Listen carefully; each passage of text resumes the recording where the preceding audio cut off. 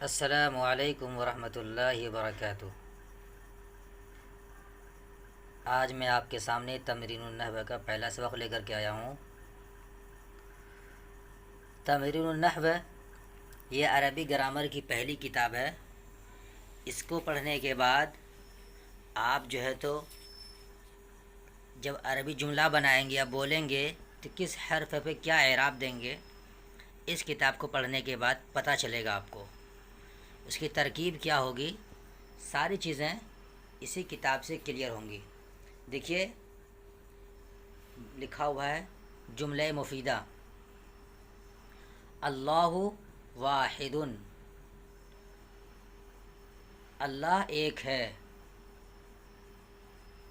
کسر ابراہیم الاصنام، ابراہیم علیہ السلام نے بتوں کو توڑا، الرسول صادق، رسول سچے ہیں، اکل الفار والطعام، چوہے نے کھانا کھایا، الرجل ضعیف، آدمی کمزور ہے، ضرب الرجل ولدہ، آدمی نے اپنے بچے کو مارا، الولد نائم، بچہ سویا ہے، ذهب الناس للعید، لوگ عید کے لیے گئے۔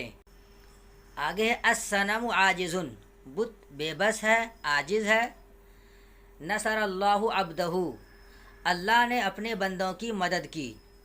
یہاں پر دیکھیے اب اس کے بارے میں بتا رہے ہیں۔ پہلے جملے کو دیکھو، وہ دو لفظوں سے مرکب ہے، ایک لفظ اللہ اور دوسرا لفظ واحد ہے۔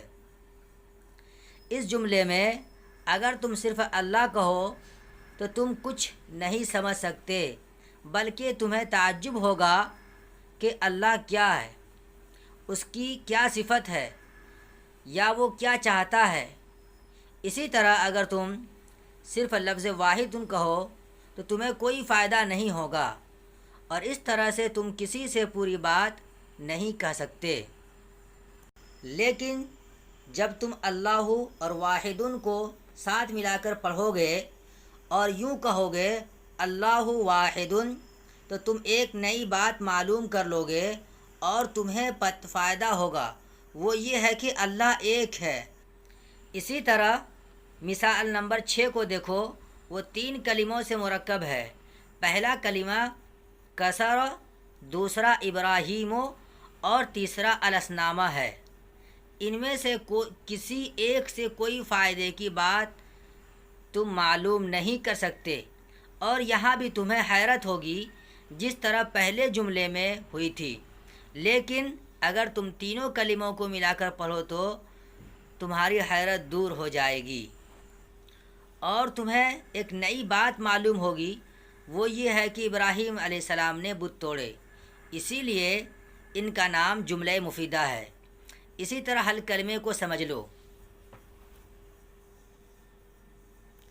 ان باتوں سے تم نے یہ سمجھ لیا ہوگا کہ ایک لفظ بات چیت کے لیے کافی نہیں، بلکہ 2 لفظ یا اس سے زیادہ ہونی چاہیے، تاکہ سننے والا پوری بات سمجھ کر خاموش ہو جائے اور اسے کوئی نئی بات معلوم ہو۔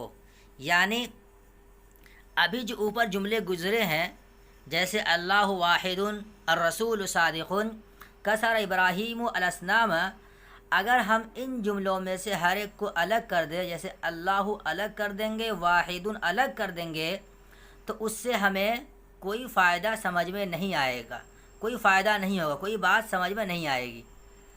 اور الرسول الگ کر دیں گے، صادقن کو الگ کر دیں گے، الرسول کریں گے تو اس سے کوئی بات سمجھ میں نہیں آئے گی۔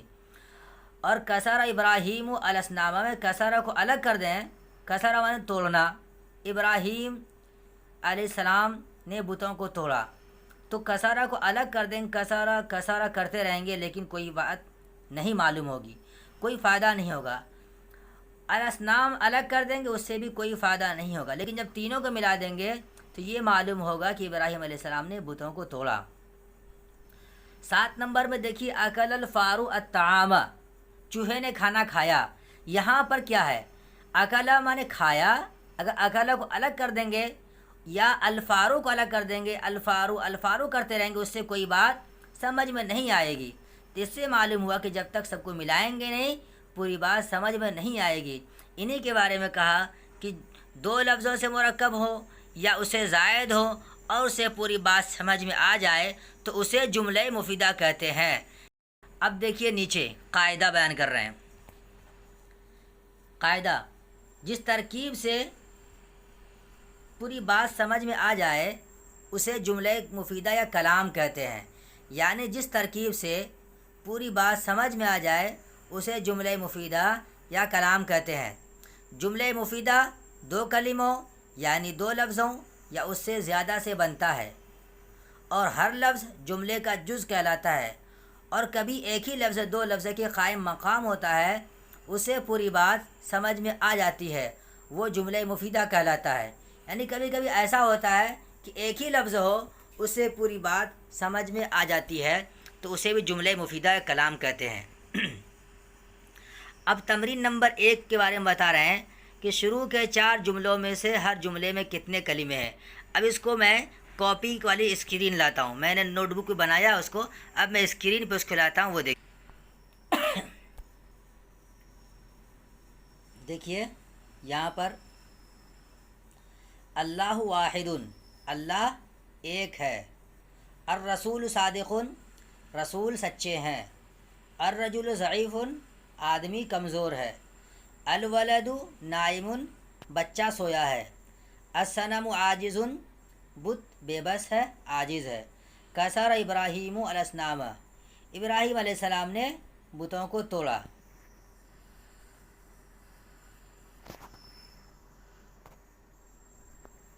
اکل الفار الطعام، چوہے نے کھانا کھایا، ضرب الرجل ولدہ، آدمی نے اپنے بیٹے کو مارا، ذهب الناس للعید، لوگ عید کے لیے گئے، نصر اللہ عبدہ، اللہ نے اپنے بندوں کی مدد کی۔ اب وہی جو بھی میں نے بتایا تھا وہی کہ نیچے کے لکھے ہوئے جملوں میں شروع کے 5 جملوں میں ہر جملے میں کتنے کلمے ہیں۔ اب دیکھیے اللہ واحد میں 2 کلمے ہیں، اللہ ایک ہے، ایک کلمہ اللہ ہے، دوسرا کلمہ واحد ہے۔ اور الرسول صادقون میں دیکھیے الرسول صادقون میں ایک کلمہ الرسول ہے، دوسرا کلمہ صادقون، 2 کلمے اس میں بھی ہیں، رسول سچے ہیں۔ تیسرا ہے الرجل ضعیف، آدمی کمزور ہے، پہلا کلمہ الرجل ہے، ضعیف دوسرا کلمہ ہے، 2 کلمے ہیں، آدمی کمزور ہے۔ نیچے ہے الولد نائم، بچہ سویا ہے، اس میں بھی 2 کلمے ہیں، ایک کلمہ الولد ہے، دوسرا کلمہ نائم ہے۔ اور الصنم عاجز میں بھی 2 کلمے ہیں، الصنم ایک کلمہ، عاجز دوسرا کلمہ، بت عاجز ہے۔ بیچ کے 3 جملوں میں سے ہر جملے میں کتنے کلمے ہیں؟ اب جو 3 جملے بیچ میں ہیں اس میں کتنے کلمے دیکھیے، کسر ابراہیم الاصنام، ابھی میں نے پڑھا تھا کہ 2 کلمے یا اس سے زیادہ سے ملنے سے ہی جملہ مفیدہ بنتا ہے، تو ابھی تک 2 کلمے ہم نے دیکھ لیا، اب کہتے ہیں 3 کلمے کے بارے میں۔ دیکھیے یہاں پر 3 کلمے ہیں، اس کی مثال یہی ہے، کسر ابراہیم الاصنام، کسر ایک کلمہ، ابراہیم دوسرا کلمہ، الاصنام تیسرا کلمہ، ابراہیم علیہ السلام نے بتوں کو توڑا۔ اکل الفار الطعام، اکل ایک کلمہ، الفار دوسرا کلمہ، الطعام 3 کلمہ، اس میں 3 کلمے ہیں۔ ضرب الرجل میں ولدہ میں ضرب ایک کلمہ ہو گیا، الرجل دوسرا کلمہ، ولدہ تیسرا کلمہ، اس میں بھی 3 کلمے ہیں، آدمی نے اپنے لڑکے کو مارا۔ اب نیچے دیکھیے، نیچے دیے گئے جملوں میں کتنے کلمے ہیں؟ ذهب الناس للعید، لوگ عید کے لیے گئے۔ یہاں پر دیکھیے ذهب ایک کلمہ، الناس دوسرا کلمہ، للعید اگر دونوں کو ملائیں گے تو ایک کلمے کہیں گے، 3 کلمہ ہو جائے گا، لیکن لام کو الگ کر دیں گے تو لام ایک الگ کلمہ ہو جائے گا کیونکہ لام حرف ہے، اور العید ایک الگ کلمہ ہے، یہ اسم ہے، تو 4 کلمے اس طرح سے ہوئے۔ اگر دونوں کو ملا دیں گے اسم اور حرف دونوں کو تو 3 کلمے ہو جائیں گے۔ نصر اللہ عبدہ، اللہ نے اپنے بندے کی مدد کی، نصر ایک کلمہ، اللہ دوسرا کلمہ، عبدہ تیسرا کلمہ، تو اس میں 3 کلمے ہوئے۔ تو ہمیں معلوم ہوا کہ کوئی بھی جملہ دو کلمے یا دو سے زائد سے مل کر ہی بنتا ہے۔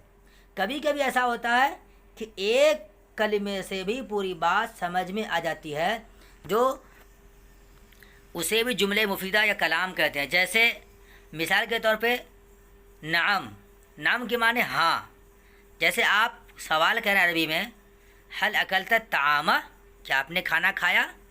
تو میں جواب دوں نعم، تو نعم جو ہے یعنی ہاں میں نے کھایا، تو یہ ایک کلمہ اس میں پوری بات سمجھ میں آ گئی، یہ اس سے پوری بات سمجھ میں آ گئی، تو اسے جملہ مفیدہ کلام کہیں گے۔ تو آج یہیں تک رہنے دیجئے، پھر میں آپ سے اگلی ویڈیو ملتا ہوں۔ اللہ حافظ۔